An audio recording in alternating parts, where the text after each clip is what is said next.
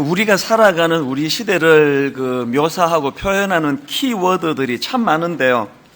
제가 최근에 트렌드 지식사전 6 이런 제목의 책을 읽었는데요. 그 책에 많은 우리 시대를 설명하는 트렌드들이 열거되는데 그 중에 눈에 띄는 게 하나 있었는데 뭐냐 하니까 우리 시대를 이렇게 표현할 수 있다는 거예요. 기쁨 강박 시대. 이게 굉장히 강렬하지 않습니까?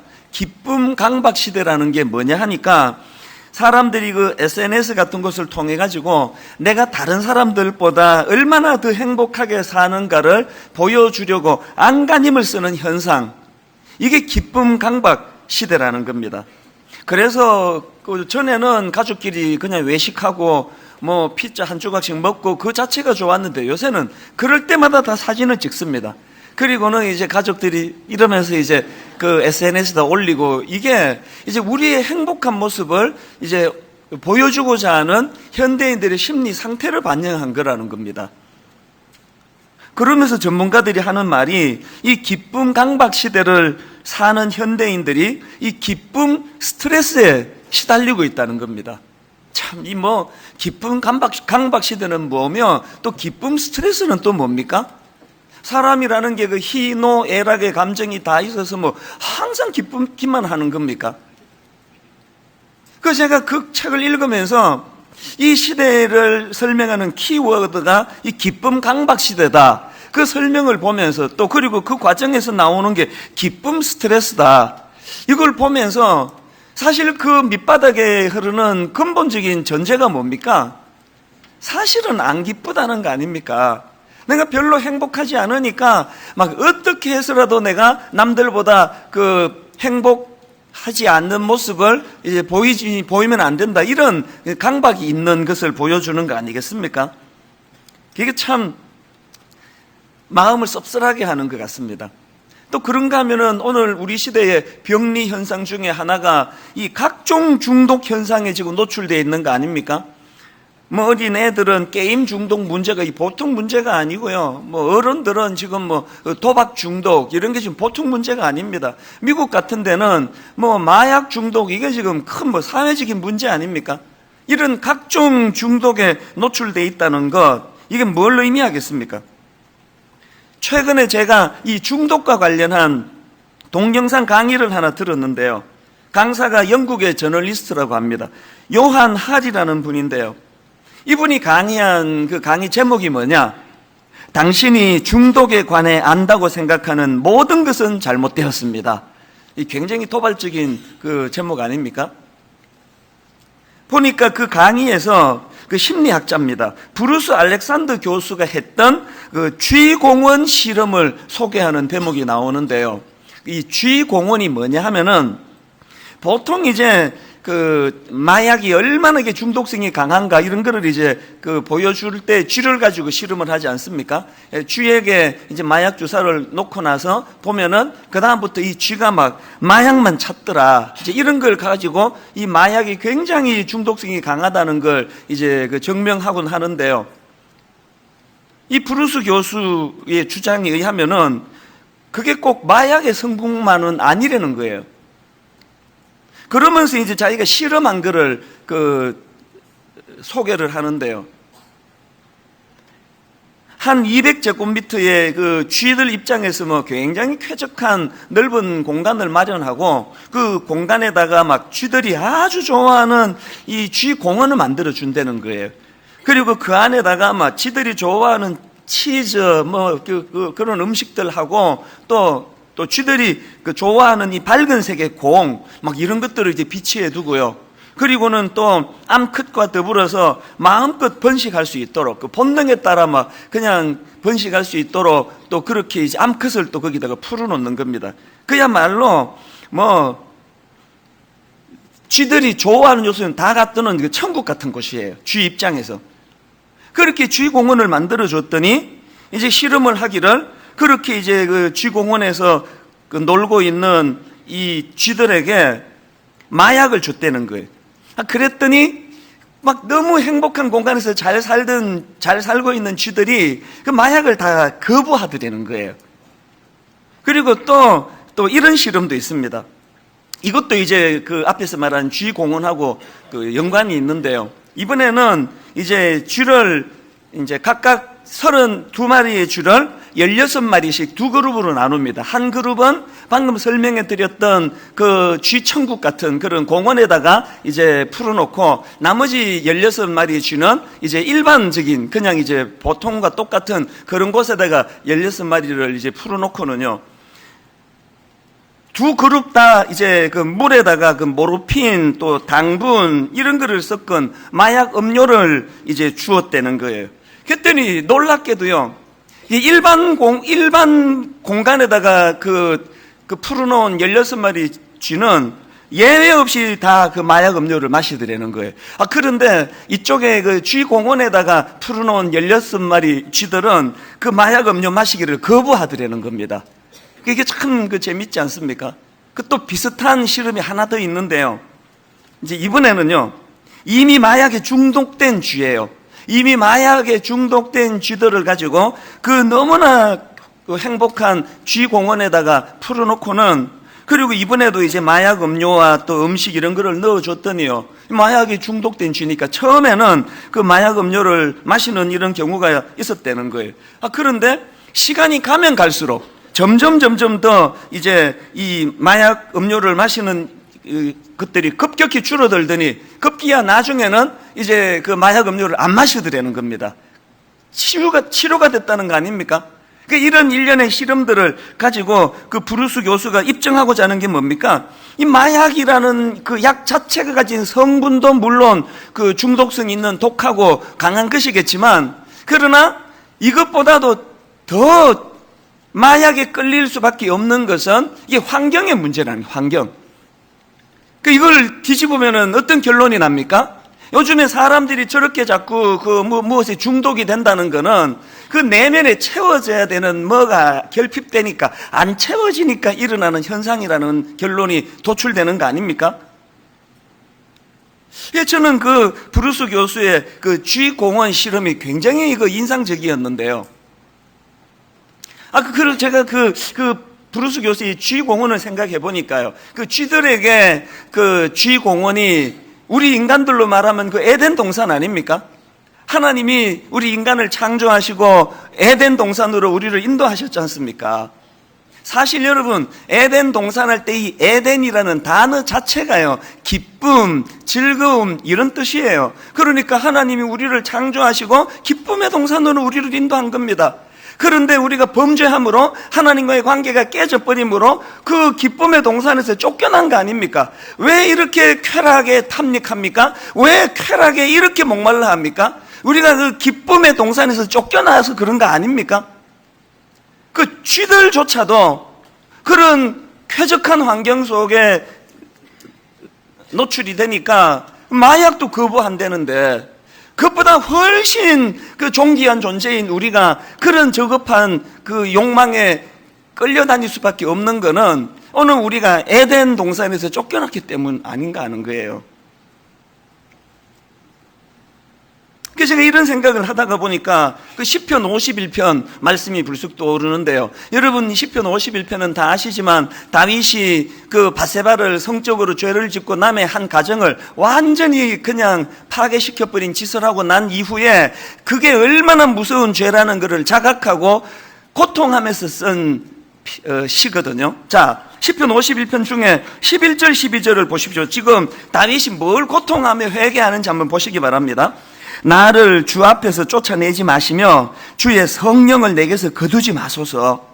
주의 구원의 즐거움을 내게 회복시켜 주시고 자원하는 심령을 주사 나를 붙드소서. 자, 여기 보니까 지금 뭘 지금 회복시켜 달라는 거예요? 구원의 즐거움을 회복시켜 달라는 거예요. 무슨 뜻입니까? 그가 범죄하고 나서 그 구원의 즐거움을 잃어버렸다. 이게 죽을 것 같다는 거예요.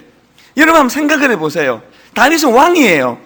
그가 그 바세바를 범하고 한 가정을 몰락시키고도요, 자기만 눈 감았으면 그거 더 이상 문제될 거 없습니다. 1년이 지날 때까지 누구도 그 문제를 거론하는 사람 없습니다. 선거로 뽑는 대통령 같으면 12번도 더 쫓겨날 짓이지만요, 그는 절대 권력이 아니라 왕이에요. 누구도 그 문제를 가지고 시비를 걸고 다윗의 행복을 빼앗아가고 뒤에서 괴롭히고 없습니다. 그런데 여러분, 형벌은요, 바깥에서 오는 것보다 안에서 오는 거예요. 안에서. 누구도 지금 이 다윗의 근원을 흔들며, 건강을 흔들며 괴롭히는 사람이 없어도 자기 안에서 즐거움이 사라져 버린 거예요. 여러분, 형벌은요, 꼭 감옥 가서만 벌어지는 게 아닙니다. 뭐 겉으로 보기에 뭐 아무리 큰 교회 목사랍시고 그냥 폼 잡고 다녀도요, 제 내면에 이 구원의 즐거움이 없으면 좀 불행한 사람이에요. 막 지금 막 엄청나게 사업이 잘 되고 막 외제차 몰고 다니고 막 100평짜리 아파트 살고 해도 여러분 내면에 구원의 즐거움이 없으면 그건 행복이 아니라는 그 얘기 아닙니까? 그 저는 이 다윗이 구원의 즐거움을 회복시켜 달라고 그렇게 구하는데 바로 그 앞에 나오는 11절에 보니까 무슨 전제가 있습니까? 나를 주 앞에서 쫓아내지 마시며. 이게 제가 그 에덴 동산에서 쫓겨난 아담과 같은 그 모습이 자꾸 떠오르는 거예요. 왕인데 겉으로 보기에 자기가 절대 권력을 가졌고 부를 가진 왕인데 왜 즐거움이 사라져 버렸습니까? 아담에게 빗대어 말하자면 범죄하고 에덴 동산에서 지금 쫓겨난 상태이기 때문이라는 거예요. 예수 믿는 우리는요, 영원히 에덴 동산에서 쫓겨나는 일은 없습니다. 그러나 우리가 범죄하고 주님 앞에 회개하지 않으면 하나님과의 관계가 깨지고, 하나님과의 관계가 깨진 그 사람은 대궐에서도 구원의 즐거움이 없는 낙심된 절망으로 살아간다는 사실을 자각해야 되는 거예요. 회개가 우리에게 왜 중요한 것을 말해주는 거 아닙니까? 저는 시편 51편에서 다윗이 그렇게 마음의 즐거움을 잃어버리고 그렇게 우울한 상태로 그렇게 회개하는 모습을 보면서 그 소설가 박완서 씨가 쓴 책 중에 아주 오래된 농담, 이런 제목의 책이 있는데요, 그 책에 나오는 한 대목이 떠오르는 겁니다. 자, 한번 들어보십시오. 우리 사이에 쾌락은 있었지만 기쁨은 없었다. 쾌락은 자꾸 탐하면 물리게 되어 있다. 우린 다 같이 지쳐가고 있었다. 우리에게 결핍된 건 기쁨이었다. 피고 지는 꽃처럼, 퍼내고 나면 다시 솟는 샘물처럼 새로 태어나는 기쁨이 우리 사이엔 없었다. 물론 박완서 씨가 이걸 뭐 신앙적으로 쓴 거 아닌데요, 저는 이제 목사니까 이건 영적으로 이게 자꾸 읽혀지는 거예요. 여기 맨 끝에 나오는 이 새로 태어나는 기쁨이 우리 사이에 없었다. 여러분, 우리가 칭의, 또 구원, 십자가 이런 것들을 다 한마디로 요약할 때 항상 나오는 게 born again이잖아요. 거듭남, 중생. 그게 새로 태어남 아닙니까? 여기에 지금 이분이 새로 태어나는 기쁨이 우리 사이엔 없었다. 이게 저는 예수 그리스도의 십자가로 얻게 된 이 새 생명, 이 중생, 이 born again, 이걸로 제가 자꾸 이제 읽혀지는 게, 저자는 그렇게 안 썼지만, 그러면 우리가 중생받지 못할 때 나타나는 모습이 어떨까 보니까 이 안에 그대로 다 있는 거예요.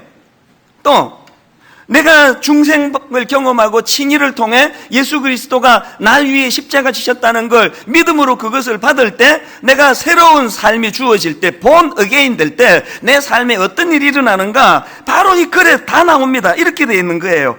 피고 지는 꽃처럼, 그 다음에 퍼내고 나면 다시 솟는 샘물처럼 새로 태어나는 기쁨.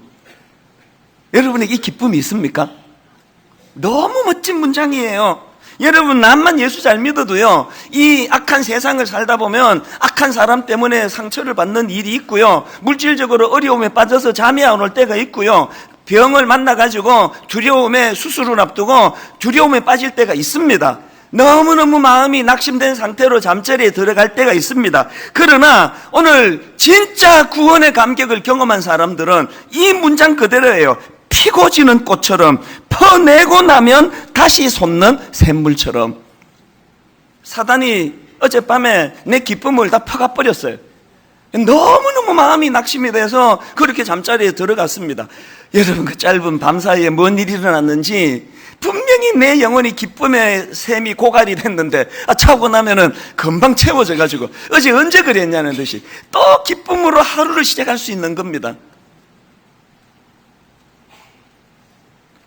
지난주에 우리 교회에 그 장로님 한 분이 저한테 메일이 왔습니다. 메일 제목이 이렇더라고요. 많이 힘드시지요? 그 내용을 보니까요, 목사님이 요즘 많이 힘들어 하시는 것 같아서 위로의 말씀이라도 드려야겠기 몇 자 드려봅니다. 그러면서 저한테 이렇게 메일이 와가지고 그렇게 이제 힘들고 하는데 우리 장로들이랑 뭐 밥이나 한 끼 하시지요. 뭐 이렇게 메일이 왔는데 제가 무슨 말씀 때문에 이제 이렇게 글을 보냈는지는 알지만요. 의아한 거예요. 나 지금 힘든 거 없거든요. 이분이 왜 이렇게 글을 썼을까 보니까 2주 전에 설교 시간에 제가 누구 때문에 내가 요새 뭐 좀 괴롭다는 그거를 장로님이 이제 기억을 하신 것 같아요. 이건 시차예요, 시차. 제가 설교 시간에 뭘 간증하고 나면 이런 부작용이 꼭 생겨요. 제가 설교하는 날을 기준으로 그 주에 뭐 목요일 날 뭔 일이 있어가지고 설교할 때는 그 문제가 다 해결되기 전에는 설교 시간 인용 안 합니다. 그리고 또 설교할 때 당시로 제가 뭔 일로 마음이 아팠다 치더라도요, 여러분 설마 한 주가 지나기까지 제가 그 문제로 씨름하겠습니까? 제가 새로운 생명을 부여받은 인생인데요. 제가 그래서 피고 지는 꽃처럼 또 터내고 나면 다시 솟는 샘물처럼 은혜를 누리는 사람인데요. 그래서 어떨 때는 막 미국에서 저희 누나가 설교 듣고 너 이렇게 힘들다며 그러면 의아할 때가 많아요. 그런 일 없는데? 왜 그래요? 그러면, 네 설교에서 그러대? 그 설교한 지가 언젠데 지금까지 내가 힘들겠냐고요. 자고 나면, 퍼내고 나면 다시 솟아나는 샘물처럼 내 안에 기쁨을 주시는 주님과의 교제가 이루어지는데, 저는 우리 교회 성도님들이 이 악한 세상에 나만 이렇게 슬픔과 위기를 다 피해 다니는 축복을 드리고 싶지 않아요. 막 소나기가 쏟아지는데 막 우리만 그 소나기 사이를 피해서 비 한 방울 안 맞겠다 하는 그건 뭐 억지 아닙니까? 여러분, 이 죄악의 폭우가 쏟아지는 세상 속에 때로는 상처받고 때로는 낙심하고 때로는 무너진다, 때로는 내 기쁨에 샘이 사단이 다 퍼버려가지고 고갈돼서 메마른 심령이라 할지라도 이 표현 그대로예요. 피고 지는 꽃처럼, 그 다음 퍼내고 나면 다시 솟는 샘물처럼 여러분 안에 새로운 기쁨이 샘솟는 여러분 되시기를 바랍니다. 얼마나 중요한 이야기입니까? 저는 이 박완서 씨의 이 글 중에서요, 우리 사이에 쾌락은 있었지만 기쁨은 없었다. 오늘 이 시대 현대인들을 이것만큼 잘 설명한 게 있나 싶은 거예요. 우리 사이에 쾌락은 있었지만 기쁨은 없었다. 제가 이 문장이 참 좋아서 이거를 묵상을 하다가 보니까 성경에요, 이 문장하고 정반대되는 문장이 하나 있는 걸 발견했습니다. 자, 한번 하박국 3장 17절 18절을 보십시오. 17절. 비록 무화과 나무가 무성하지 못하며 포도나무에 열매가 없으며 감람나무에 소출이 없으며 밭에 먹을 것이 없으며 우리의 양이 없으며 외양간에 소가 없을지라도, 없는 것도 많아요. 막 없는 게 너무 많아요. 그냥 뭐 없는 게 많을지라도 이러면 되는데 뭘 이렇게 상세하게 썼나 보니까 그 다음 18절을 강조하고 싶은 거예요. 18절 보세요. 그럼에도 불구하고 나는 여호와로 말미암아 즐거워하며 나의 구원의 하나님으로 말미암아 기뻐하리로다. 그냥 한 줄로 무화과는 나는 뭐 없는 게 많으며 이렇게 하질 않고 계속 무화과 나무가 무성하지 못하고 포도나무 열매 없고 감나무 소출 없고 밭에 먹을 거 없고 우리의 양이 없고 외양간에 소가 없고를 열가는 이유가 뭐예요? 이런 결핍이 많은 상황 속에서도 그럼에도 불구하고 나는 여호와 하나님만으로 나는 만족한다. 이거 강조하는 거 아닙니까? 지금 여러분 그 박완서 씨가 표현했던 우리 사이에 쾌락은 있었지만 기쁨은 없었다는 이 세상 사람들과 결정적으로 다른 차이가 있다면 우리는 그런 쾌락 뭔지 몰라요. 저는 담배도 못 피고 술도 못 먹고 여자하고 어디 뭐 미사리 같은 데도 못 가고 저는 뭐 이것도 못 하고 저것도 못 하고 뭐 사치스러운 일도 못 하고 뭐 외제차도 못 사고 뭐 막 그냥 막 몇만 원짜리는 뷔페 식당 갈 때도 양심에 걸리고 나는 못 하는 게 한두 가지가 아니에요. 그래서 제가 불행합니까? 저는요 쾌락은 없지만 기쁨이 있는 사람이에요. 왜? 난 여호와로 인하여 즐거워하며를 알거든요. 우리가 자꾸 그 에덴 동산을요, 또 죽어서 천국 가는 이 천국을 그 좀 포인트를 잘못 묘사할 때가 많습니다. 저는 개인적으로 그 기독교 그 동화책 같은데 아이들 보는 동화책에 막 천국을 막 열매가 막 주렁주렁 달리고 막 너무 그냥 막 모든 조건을 구비한 것처럼 그려놓은 그림을 보면 조금 우려가 돼요. 그 애들 생각에 그 어릴 때부터 나도 천국 가고 싶다 그러면서 막 거기 가면 막 열매가 막 따먹어도 안 없어지는 그런 열매가 있어. 나 천국 가고 싶다 그러면 아이들에게 잘못 가르치는 거예요. 여러분, 천국이요, 그렇게 모든 것들이 다 결핍된 게 없어가지고 그렇게 행복하다면 그건 우리가 쥐새끼 취급을 받는 거예요. 우리가 여러분 배부른 돼지입니까? 우리가 에덴 동산을 그리워하는 건요, 거기에 결핍된 게 없는 풍족이 아니고 거기에 여호와로 말미암아 기뻐하는 곳이기 때문에 그렇거든요. 여호와 하나님이 계시는 그거. 오늘 본문 11절을 이런 관점으로 보셔야 되는데, 자, 11절을 한번 보십시오. 그뿐 아니라 이제 우리로 화목하게 하신 우리 주 예수 그리스도로 말미암아 하나님 안에서 또한 즐거워하느니라. 기억하시죠? 지금 로마서 5장 1절부터 11절까지는요 이신칭의의 결과물들에 대하여 지금 살펴보는데요, 놀랍게도 이신칭의의 결과물을 살펴보는 5장 1절부터 11절까지 단락에 대단원의 막이 어떻게 맺어집니까? 즐거워하느니라. 즐거워하느니라. 그러고 보면 이 1절부터 11절 사이에 즐거워하느니라는 표현이 3번이나 나옵니다. 2절, 또한 그로 말미암아 우리가 믿음으로 서 있는 이 은혜에 들어감을 얻었으며 하나님의 영광을 바라고 즐거워하느니라. 그 다음 3절, 다만 이뿐 아니라 우리가 환난 중에도 즐거워하나니. 그 다음 11절, 그뿐 아니라 이제 우리로 화목하게 하신 우리 주 예수 그리스도로 말미암아 하나님 안에서 또한 즐거워하느니라. 기쁘지 않으면 그 복음이 아니에요. 하박국 선지자처럼 눈 떠보니까 이것도 없고 애라고 낳았는데 맨날 공부 꼴찌하고 막 남편이라고 결혼했더니 그냥 막 맨날 돈도 못 벌어다 주고 건강이라고 하나 있는 게 맨날 비시비시 그냥 기치면 하고 하나도 그냥 결핍된 게 없음에도 불구하고 이상하게 내 안에 기쁨이 넘쳐나는 거. 이거 왜 그러냐? 답도 자기도 몰라요. 난 왜 이렇게 기뻐해야 되지? 이거 아무것도 없는데. 저런 그냥 그 무능한 배우자랑 결혼을 했는데 매력도 하나도 없는 저런 여자랑 사는데 나는 왜 이렇게 난 기쁜 거지? 이유 알면 그건 복음 아니에요. 이유 몰라요. 뭐 그냥 즐거운 거예요. 왜? 여호와로 인하여 즐거워하는 거 원래 그런 거예요. 오늘 여러분 이 말씀 속에서 즐거워하느니라. 사실 이거 원어에 가깝게 번역을 하면은 즐거워하느니라보다 자랑하다로 번역하는 게 옳습니다. 충분히 이해가 될 수 있는 번역 아닙니까? 내 안에 즐거움이 넘치면요, 그 자랑하고 싶어 견딜 수 없는 게 인간이에요. 공부도 못하는 우리 아들이 막 이번에 막 영어 100점을 맞으면 그 즐거움은 내 동창한테 전화해서 자랑하는 걸로 반드시 나타납니다. 밥 한번 살게. 그거 아닙니까?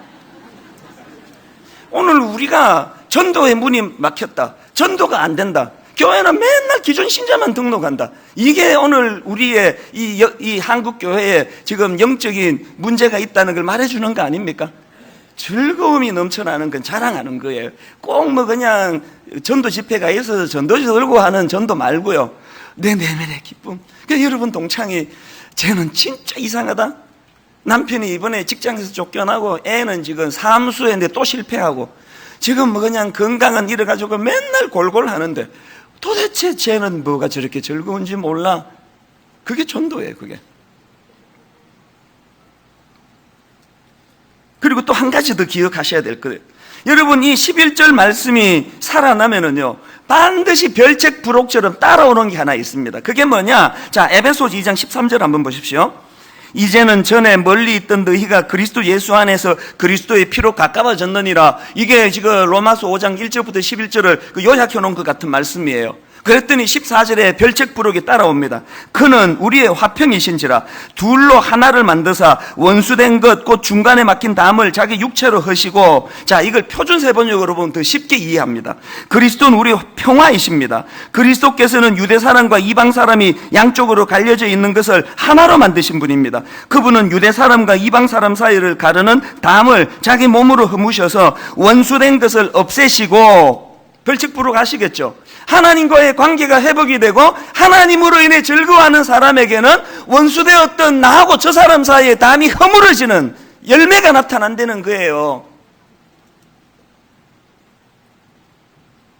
저는 페이스북을 안 하는데요, 이제 간혹 이제 좋은 글이 있나 보려고 한 번씩 들어가 글을 읽을 때가 있습니다. 최근에 우연히 제가 페이스북에 갔더니 제가 아끼는 어떤 그 후배 목사님이 거기다 글을 썼는데, 그날 제가 정말 이 후배지만 존경하는 마음이 가는 글 하나를 썼더라고요. 자, 내용을 한번 들어보십시오.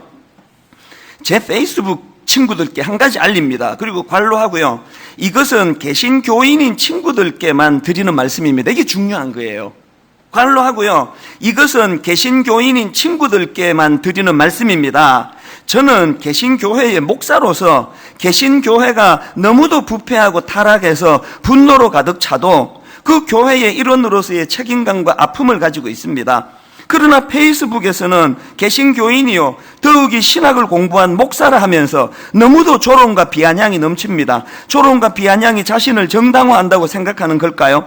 그것도 그 교회의 일원으로서 존재하는 우리가 하나님의 이름을 높이거나 그리스도를 조금 더 드러내지 못하고 도리어 조롱하는 대상 못지않은 오만함과 방자함을 드러내면서 말입니다. 이러한 자세는 신학적 이슈에 대해서도 마찬가지입니다. 저는 이게 너무도 힘듭니다. 그리스도교 신앙을 가졌다면 우리는 삼위 하나님 앞에서 사는 자들입니다. 우리의 말과 글에서도 하나님을 두려워함이 없다면 학위나 공부나 직분이 무슨 소용이 있겠습니까? 그래서 앞으로 개인적인 친분이 있는 이들일지라도 위에 적은 이유들 때문에 페이스북 상에서라도 좀 단교할까 합니다. 서운하더라도 저의 마음 또한 헤아려 주시길 부탁드립니다. 요지를 아시겠습니까? 왜 은혜 받은 목사라 그러며 자기보다 연약한 어떤 지체에 대해서 자기가 신학을 좀 깨달았으면 오히려 더 겸손해야 되는데 그걸 자기랑 다른 생각하는 사람을 비아냥거리고 무시하고 이런 글들이 왜 난무하느냐는 거예요. 저는 페이스북 자주 안 가기 때문에 뭐 어느 정도 난무하는지 모르지만 오늘 우리를 돌아보시라고요. 아니 구원을 공짜로 얻었다는 걸 깨달았다면서 이신칭의의 그 신학을 알게 됐다 그러면서 자기가 그 공짜로 얻게 된 구원의 비밀을 알았다 그러면서 아직 그걸 잘 깨닫지 못하는 사람들에게 저렇게 그냥 조롱하고 비아냥거리고 비난하는 게 뭘 말하느냐는 거예요. 머리로는 그 신학이 이해가 되지만 온전히 주님의 마음으로 가슴으로 그걸 이해하지 못한다는 이야기 아닙니까? 웬 교회들마다 비난이 이렇게 넘칩니까? 왜 이 교회는 저 교회를 비난하고 저 교회는 또 다른 교회를 비난하는 이 가슴 아픈 일들이 일어나느냐고요. 여러분, 망하는 군대나 조직의 특징이 뭐냐? 그 칼끝을 내부로 돌리는 거 아닙니까? 저는 여러분 안에 여호와로 말미암은 기쁨, 내면에 하나님으로 인한 기쁨이 회복되기를 바랍니다. 그리고 그 기쁨이 넘칠 때 나와 너 사이에 막힌 담을 흐는 거예요. 나랑 기질이 다른 사람, 나랑 생각이 다른 사람, 나랑 신학이 다른 사람, 그 담을 허무는 십자가의 은혜를 가지고 믿음이 좋을수록 안양이 넓고 신학을 알아갈수록 포용력이 생기고 그리스도의 이 인격을 닮아가는 그런 성도님들이 되시기를 바랍니다. 그래서 우리는 자꾸 우리 자신을 이런 관점으로 돌아보셔야 된다는 거예요. 나는 11절에 있는 말씀처럼 그뿐 아니라 이제 우리로 화목하게 하신 우리 주 예수 그리스도로 말미암아 하나님 안에서 또한 즐거워하느니라. 이 즐거움이 내게는 있는가? 그런가 하면은 둘로 하나를 만드사 원수된 것 곧 중간에 막힌 담을 주님의 육체로 허물어 주셨던 이 주님의 정신이 내게 있어서 나랑 생각이 달라도 나랑 기질이 달라도, 그래서요 예수 믿는데 뭐 전라도니 경상도니 이런 이야기하는 사람은 진짜 저질이에요. 예수 믿는 사람들이 뭐 진보니 보수니 자기랑 다른 사람들을 용납하지 못한다면 정말 그 낮은 믿음 아닙니까? 하나님 앞에 내 중심을 가지고 있대 나랑 다른 사람들을 포용할 수 있는. 그런데 여러분, 이렇게 11절의 기쁨을 누리는 것이 중요한데요, 여러분이 11절에 나오는 이 즐거워하는이라는 말씀이 구현되는 사람들이 꼭 기억해야 될 이 본문에 나오는 두 표현을 제가 말씀드리려고 하는데요. 자, 여러분이 칭의의 기쁨을 누리는 사람들이 기억해야 될 두 가지 표현이 뭐냐? 첫째로 그의 피로 말미암아. 잊으시면 안 됩니다. 지금 본문에서 이걸 계속 반복하는 것을 볼 수 있는데 9절을 보십시오.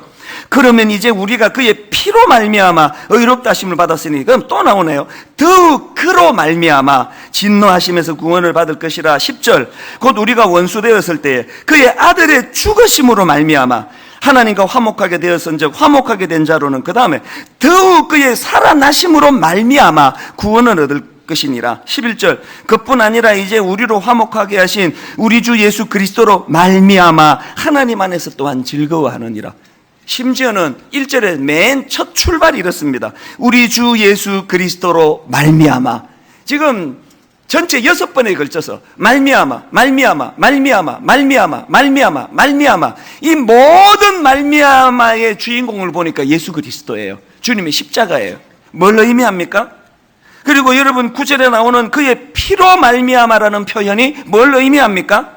칭의가 그저 이루어졌다는 게 아니라는 거 아닙니까? 칭의가 어마어마한 예수 그리스도의 십자가 희생을 통해 이루어졌다는 거 아닙니까?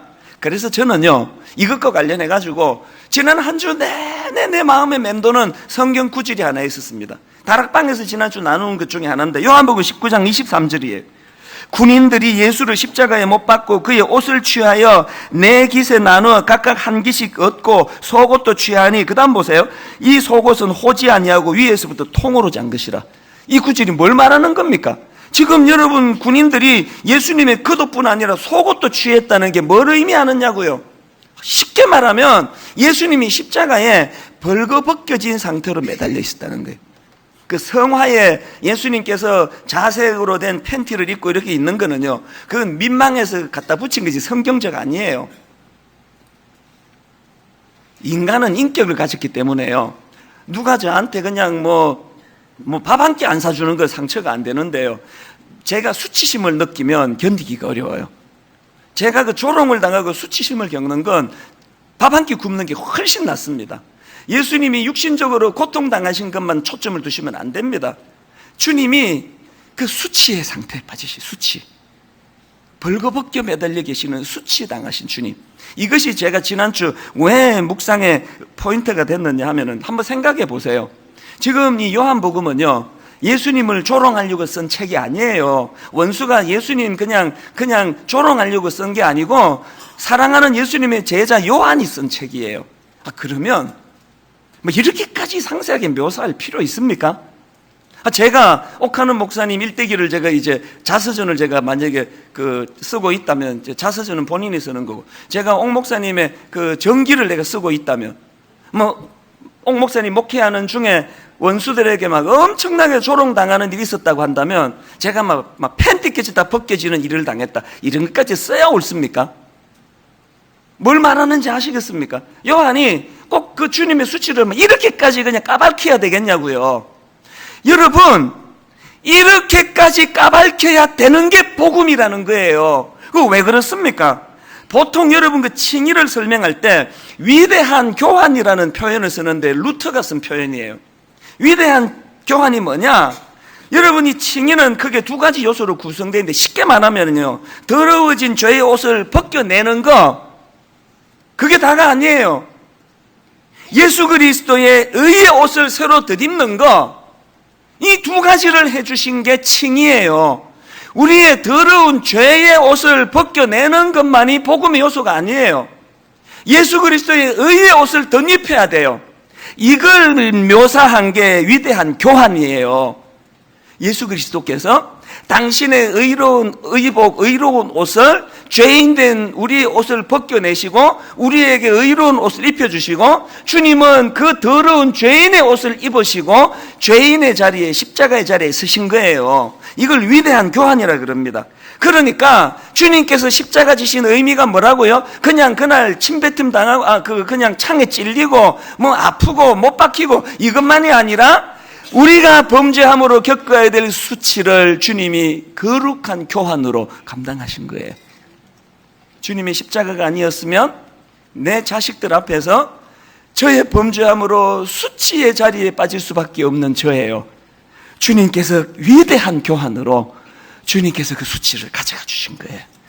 제가 오늘 십자가의 위대한 교환이 아니었으면 여러분 앞에 제가 벌거벗겨져 수치에 빠질 죄를 많이 지었던 사람이에요.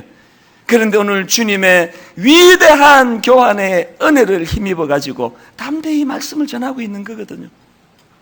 이 은혜의 감격이 없다면 칭의를 모르시는 분들이라는 거예요. 그런가 하면 두 번째로 기억해야 될 표현이 하나 더 있는데 더욱이라는 표현입니다. 9절을 보십시오. 그러면 이제 우리가 그의 피로 말미암아 의롭다 하심을 받았으니 더욱 그로 말미암아 진노하심에서 구원을 받을 것이니, 이 우리말 성경에는 이 더욱을 저기 그 중간에다 갖다 붙여놨는데 원어로 보면은 이 맨 앞에 나와요. 9절에 이 말씀이 원어로 보면 그러므로 더욱 더 이런 뜻이에요. 여기 나오는 그러므로가 그 앞에 8절과 연결되는 거 아닙니까? 8절이 뭡니까? 우리가 아직 죄인 되었을 때에 그리스도께서 우리를 위하여 죽으심으로 하나님께서 우리에 대한 자기의 사랑을 확정하셨느니라. 그러므로 더욱더 이렇게 연결되는 거예요. 10절도 마찬가지예요. 곧 우리가 원수 되었을 때에 그의 아들의 죽으심으로 말미암아 하나님과 화목하게 되었은즉 화목하게 된 자로서는 그 다음 더욱 그의 살아나심으로 말미암아 구원을 받을 것이니라. 이 지금 더욱이 무슨 뜻일까요? 우리가 아직 죄인 되었을 때에, 우리가 아직 원수 되었을 때에, 그런 원수 같은 인간들을 위해서도 하나님이 독생자 예수 그리스도를 십자가에 내어주심으로 우리를 구원해 주셨다면, 하물며 이제 우린 더 이상 하나님과 원수가 아닌데, 하물며 이제 우리는 하나님의 자녀가 되었는데 어떤 확정된 구원의 은혜를 베풀어 주시겠느냐? 더욱더 은혜를 내게 주실 것을 나는 믿는다. 이 고백이 담겨져 있는 거예요.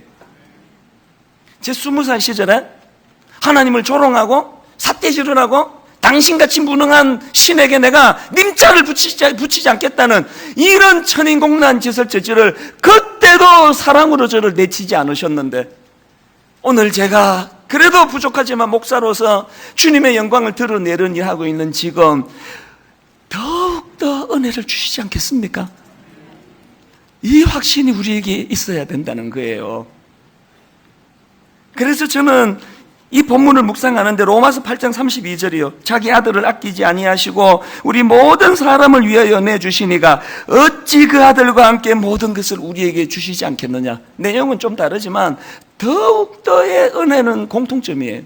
그래서 저는 오늘 말씀을 준비하는데 옛날 어른들이 부르던 그 찬송가요. 큰 죄에 빠진 나를 주 예수 건지사 그 넓은 품에 다시 품으신 은혜는 저 바다보다 깊고 저 하늘보다 높다. 그 사랑 영원토록 나 찬송하리라. 이 은혜의 감격을 노래한 어른들이 후렴해서 여러분 마음에 계속 맴돌던 한마디예요.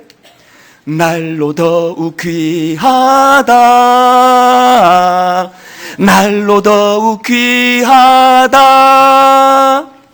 한이 없이 넓은 우리 주의 사랑 날로 더욱 귀하다.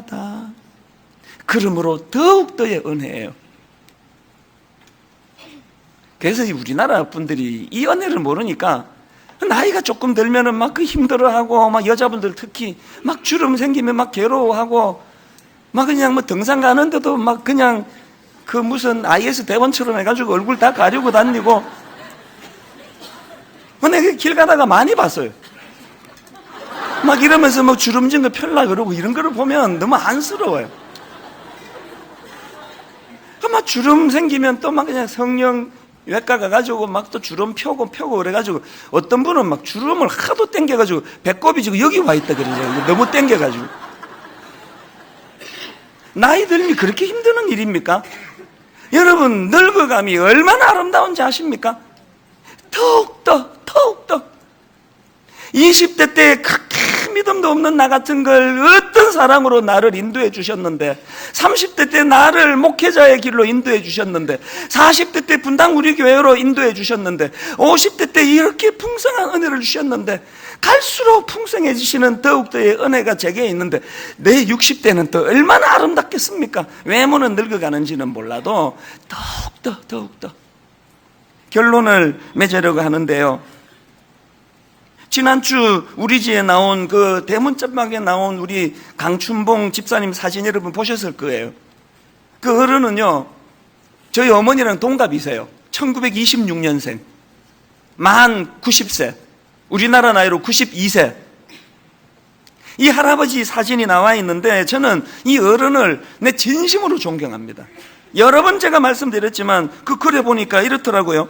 10년을 한결같이 주일날 이분 스케줄이 새벽 3시에 기상, 새벽 4시에 샤워와 가벼운 식사를 한 후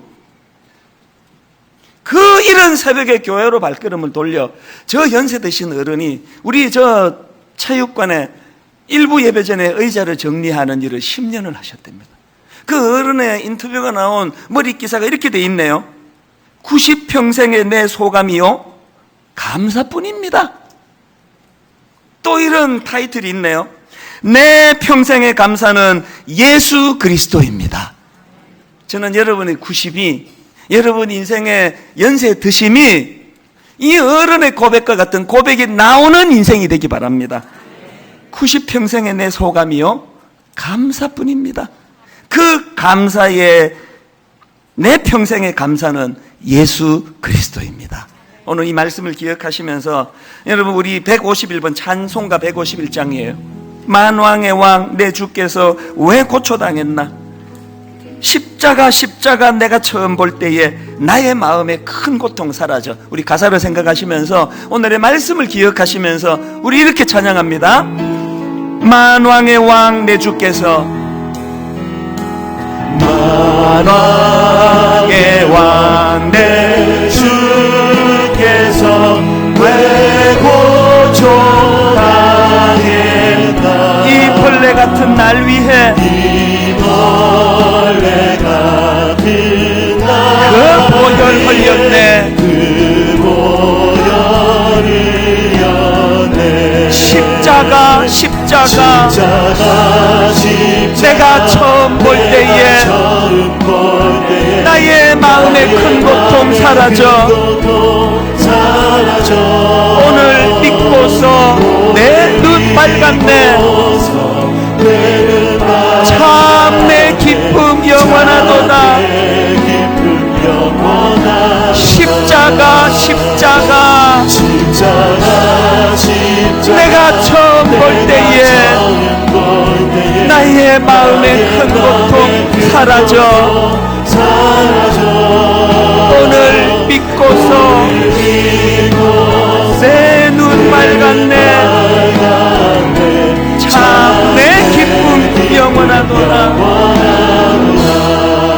우리 찬양 한 번 더 부르기 전에요, 여러분 우리가 이 십자가를 다시 한번 되새길 때 그 위대한 교환이라는 거, 그 수치와 조롱과 벌거벗겨진 상태로 매달려 계시던 주님의 그 수치심이 위대한 교환이었다는 거예요. 제가 여러분 앞에 벌거벗겨져 수치당할 그 엄청난 죄들을 주님의 의복을 내게 입혀주시고 내 더러운 의복을 주님이 입혀주시는 이 은혜로 제가 지금 사람 굿이라고 사는 거예요. 내가 우리 아들에게 너 인생 똑바로 살아라 이렇게 권면하면 걔가 아빠만 잘하세요라는 말을 들을 수밖에 없는 내 인생이지만, 오늘도 제가 권위를 가지고 자식 교육할 수 있는 원천의 힘은 위대한 교환이에요. 십자가예요. 박완서 씨가 말한 우리 사이에 쾌락은 있었지만 기쁨은 없었다. 이게 예수 믿는 우리의 타이틀이 돼서 되겠습니까? 우리 사이에 쾌락은 있었지만 기쁨은 없었다. 아닙니다. 비록 우리가 세상이 즐기는 쾌락은 없을지 몰라도 난 기쁨이 있습니다. 왜 있습니까? 나는 여호와로 말미암아 기뻐하거든요. 어젯밤에 무슨 일로 메마른 샘물처럼 그렇게 고갈되셨습니까? 오늘 다시 채워주시는 주님의 은혜를 경험하시기 바랍니다. 여러분 젖버린 꽃처럼 인생이 낙심되어 있습니까? 다시 피워주시는 주님의 은혜를 맛보시기를 원합니다. 이것을 마음에 담고 우리 한 번 더 이 찬양을 부를 때 주 십자가 못 박힘은 속죄함 아닌가?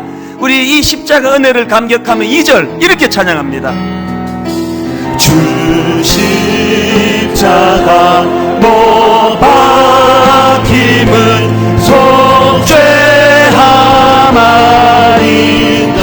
그 긍휼함과 큰 은혜 말할 수 없도다. 여러분 감격으로 노래합니다. 십자가 내가 처음 볼 때에 나의 마음의 큰 고통 사라져. 오늘 믿고서 내 눈 밝았네.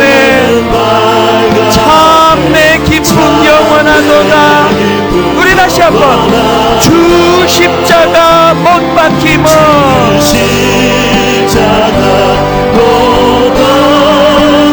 속죄함 아닌가. 이 긍휼함과 큰 은혜 말할 수 없도다. 위대한 교환 십자가, 십자가, 십자가. 내가 처음 볼 때에 나의 마음의 큰 고통 사라져. 오늘 믿고서 내 눈 밝았네. 참 내 기쁨 영원하도다. 십자가, 십자가. 내가 처음 볼 때에 나의 마음의 큰 고통 사라져. 오늘 믿고서 내 눈 밝았네. 참 내 기쁨 영원하도다. 우리 힘을 얻어 다 자리에서 일어나셔서 늘 울어도 그 큰 은혜 다 갚을 수 없네. 나 주님께 못 바쳐서 주의 일 힘쓰리.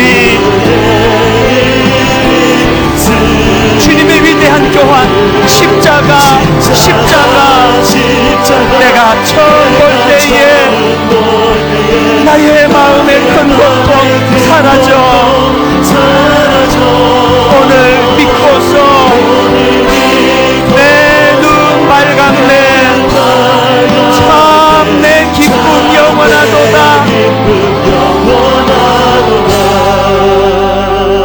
하나님, 구원받은 우리의 삶 피고 지는 꽃처럼 퍼내고 나면 다시 솟는 샘물처럼 어제는 고갈되고 어제는 낙심되어 눈물로 잠자리에 들어갔지만 퍼내고 나면 다시 솟는 샘물처럼 주님이 주시는 기쁨이 내 인생의 특징이 되게 하여 주시옵소서.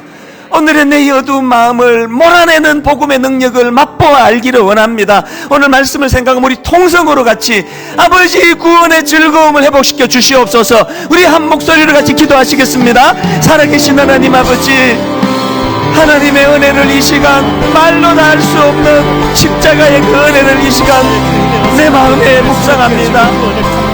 위대한 교환, 나의 수치를, 나의 조롱의 옷을 주님이 가져가 주시고 주님의 의로운 옷을 내게 입혀주시는 이 위대한 교환으로 내가 오늘도 이 자리에서 말씀을 전하게 되었습니다. 하나님 아버지, 피고 지는 꽃처럼 퍼내고 나면 다시 솟는 샘물처럼 비록 우리 사이에 쾌락은 없었지만, 세상이 추구하는 목마른 쾌락은 없었지만 내게는 기쁨이 있었노라고 주님 그렇게 고백하며 나아가기를 원하오니 주님 은혜 주시기 원합니다. 십자가, 십자가, 십자가, 십자가.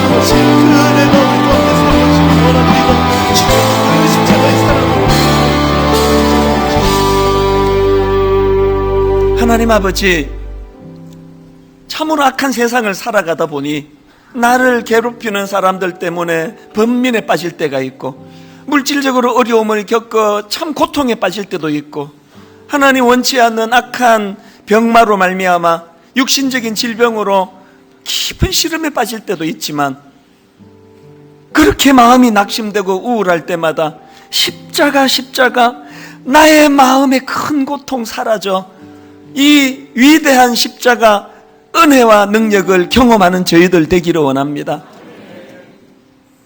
저의 실수로, 저의 잘못으로 내 인생이 저버린 꽃과 같이 초라해졌는데 다시 새로운 기쁨을 주시는 주님의 은혜를, 하나님 악한 사단이 내 마음의 기쁨의 샘을 다 퍼버려가지고 너무너무 낙심되게 초라하게 잠자리에 들었는데 다시 채워주시는 샘물의 기쁨을 우리가 맛보며 사는 신앙인들이 되게 하여 주시옵소서.